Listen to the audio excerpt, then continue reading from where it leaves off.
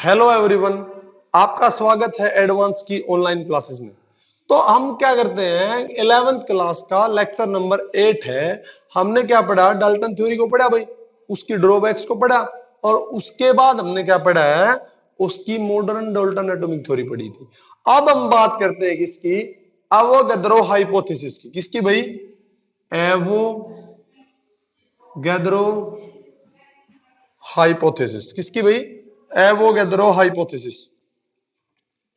Hypothesis, Avogadro hypothesis है, ठीक है भाई। अब देखो क्या होगा, एवोगैड्रो हाइपोथेसिस पढ़ते हैं तो हम इसके लिए दो, पहले बेर्जेलिस हाइपोथेसिस आएगी इससे पहले, वैसे नाम इसके से लेते हैं। अब ये बताओ, एक गे-लुसाक लॉ ऑफ वॉल्यूम था, बताया था गे-लुसाक law of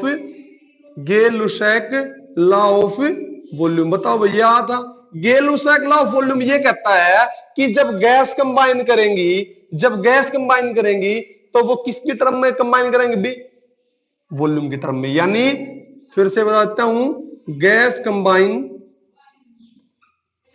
in terms of volume. और इसने एक बेर्जेलिस नाम का आदमी आया, क्या नाम था उसका, बेर्जेलिस। एक शायद ये स्वीडिश केमिस्ट था भाई, बेर्जेलिस ने क्या कहा, उसने कोरिलेट किया डाल्टन एटॉमिक थ्योरी से किसको, गैसेस को। किसको, गैसेस को। तो उसने क्या कहा कि उसने गे-लुसाक लॉ ऑफ वॉल्यूम को और डाल्टन एटॉमिक थ्योरी को, दोनों को क्या किया, कंबाइन करने की कोशिश की। उसने कहा क्या, बेर्जेलिस ने ये कहा था कि equal volume of all gases, equal volume of all gases contains equal number of atom, contain equal number of atom, contains equal number of atom। ध्यान से फिर देखो भाई, इक्वल वॉल्यूम गैस का क्या रखेगा, इक्वल नंबर ऑफ एटम, ठीक है। तो इक्वल नंबर ऑफ एटम रखेगा, तो ये बात सही है या गलत है, उसको हम देखते हैं। अब ये बताओ, मान लिया हाइड्रोजन प्लस क्लोरीन क्या दे देगा, 2HCl। क्या दे देगा भाई, 2HCl। बैलेंसिंग है भाई ये तो, ठीक है। अब ये बताओ, इसका वन वॉल्यूम, वन वी लिख देता हूं, वन वॉल्यूम, इसका वन वॉल्यूम, एक मिनट भाई दिखाई देता है यानी ये, ठीक है। इसका वन वॉल्यूम इसके वन वॉल्यूम से मिलके क्या बना देगा, इसका वॉल्यूम बना देगा। मान लिया मैं इसको क्या करूं, इसको n एटम ले लेता हूं। कितने हैं, n एटम्स, इसके भी n एटम्स। देखो वॉल्यूम के टर्म में इसका 1v है तो इसका 1v है, इसका कितना हो जाएगा 2v। इसके मान लिया n एटम, मान लिए इसके भी कितने होंगे n एटम्स, इसके कितने हो जाएंगे 2n एटम्स, ठीक बात है। अब क्या करूंगा मैं, अब मैं ये करूं, इसका एटम कितना ले लूं 1, इसका भी कितना ले लूं 1, तो इसके एटम कितने हो गए 2। अगर और सिंपल बनाता हूं तो क्या हो जाएगा, 2 से डिवाइड करो भाई, इसका हाफ एटम, इसका हाफ एटम, और इसका 2/2 कितना हो जाएगा 1, कितना हो जाएगा 1, यानी इसका 1 एटम। फिर से देखो, हाइड्रोजन गैस क्लोरीन के साथ कंबाइन करके क्या बनाती है भाई, HCl। क्या बनाती है, HCl। इसका वन वॉल्यूम इसके वन वॉल्यूम के साथ कंबाइन करता है, कितना वॉल्यूम बनता है HCl का, 2 वॉल्यूम। इसका वन वॉल्यूम है, तो मान लिया मैंने इसमें n एटम है, तो इसमें भी n एटम हो गए भाई। देखो n, इसके n मानने, इसके n मानने, लेकिन इसके क्या मानने पड़ेंगे 2n। n को भी छोड़ो, मान लो इसका 1 एटम है, तो इसका भी कितना होगा 1 होगा, लेकिन इसके कितने हो जाएंगे 2 हो जाएंगे। अब मैंने क्या किया, इसको 2 से डिवाइड कर दिया, तो इसके हाफ एटम हो गए, इसका हाफ एटम हो गया, इसके कितने हो गए 1 एटम। लेकिन यहां पे गड़बड़ आती है, क्या दिक्कत है वो, कि half atom is not possible, half atom is not possible. तो मैं एक वर्ड लिखूंगा यहां पे, this is direct conflict with, this is direct conflict, means उसके साथ ये मेल नहीं खाती बात भाई। This is direct conflict with Dalton's atomic theory. क्या बोलेंगे भाई, डाल्टन एटॉमिक थ्योरी।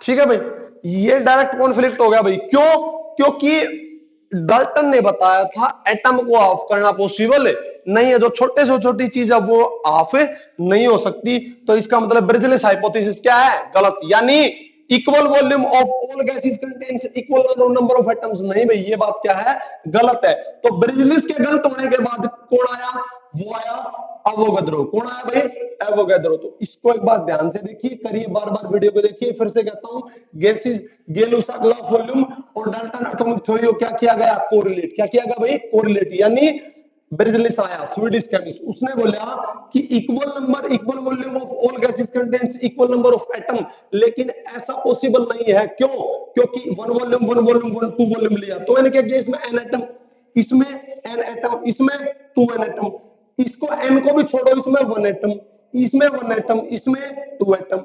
अब ऑल डिवाइड करूं तो यहाँ पे हाफ एटम बढ़ता, यहाँ पे हाफ एटम बढ़ता, यहाँ पे वन एटम। वन एटम तो पॉसिबल है लेकिन हाफ एटम पॉसिबल नहीं है। इसका मतलब this is direct conflict with Dalton's atomic theory. ये डाल्टन एटॉमिक थ्योरी के साथ क्या है, डायरेक्ट कॉन्फ्लिक्ट है। मींस गलत बात है भाई, ये ऐसा पॉसिबल है, हो ही नहीं सकता। इसका मतलब ब्रिजलिस हाइपोथेसिस इज रॉन्ग। क्या भाई, ये गलत है बिल्कुल। तो हम किसकी बात करते हैं, अब हम बात करेंगे एवोगाद्रो हाइपोथेसिस की। किसकी, एवोगाद्रो हाइपोथेसिस की। यही याद करना अभी। अब इसने क्या बताया, बताया भी था मैंने पहले भी, what are atom and what is molecule. Atom क्या होता है बताओ भाई, एटम वो होता है जिसकी इंडिपेंडेंट एग्जिस्टेंस हो भी सकती है, नहीं भी हो सकती।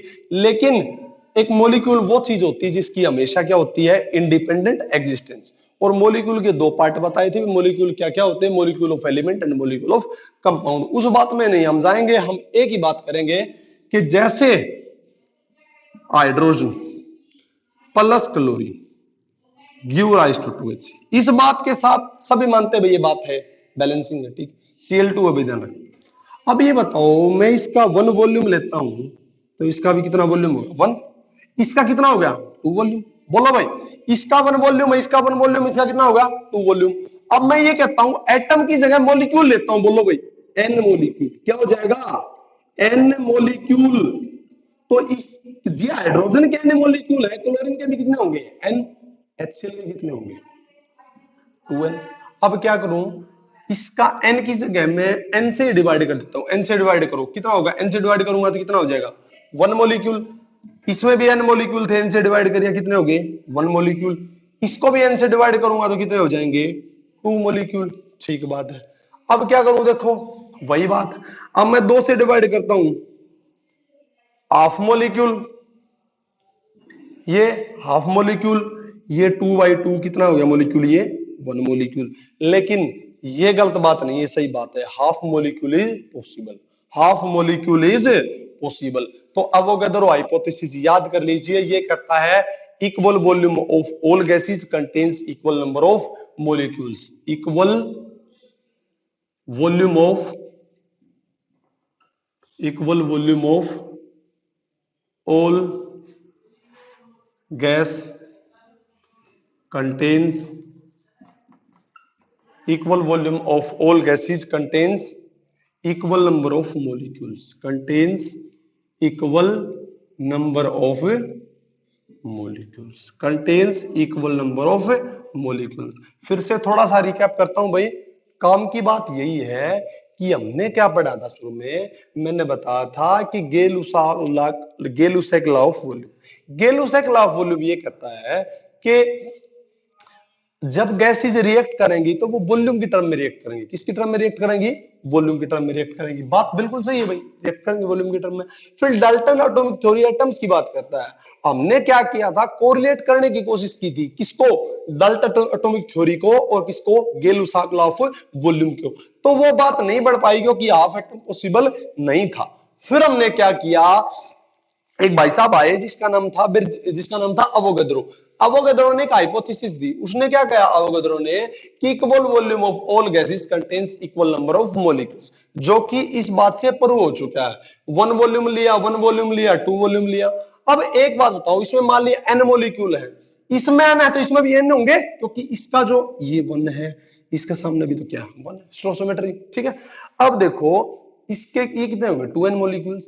अब n से डिवाइड कर दिया तो ये कितने एटम बन गए बताओ भाई, दोबारा बताता हूं 1 मिनट। इतने बताओ, n से डिवाइड करूंगा तो मॉलिक्यूल कितने बन गए 1, ये भी कितना होगा 1, ये कितना हो गया 2। अब क्या करूं मैं, 2 से डिवाइड करूं, हाफ हाफ 2 by 2 1, यानी 1 मॉलिक्यूल पॉसिबल है लेकिन हाफ मॉलिक्यूल नहीं, 1 मॉलिक्यूल भी पॉसिबल है, हाफ मॉलिक्यूल भी पॉसिबल है। इस बात का मतलब ये है कि ये स्टेटमेंट करेक्ट हो जाती है कि equal volume of all gases contains equal number of molecules. तो ये था अवोगाद्रो हाइपोथेसिस। अगले लेक्चर में इसकी हम क्या करेंगे, इन सभी की हम एप्लीकेशंस को देखेंगे जो कि काफी इंपॉर्टेंट है। तब के लिए तब तक पढ़ते रहिए। Thank you very much.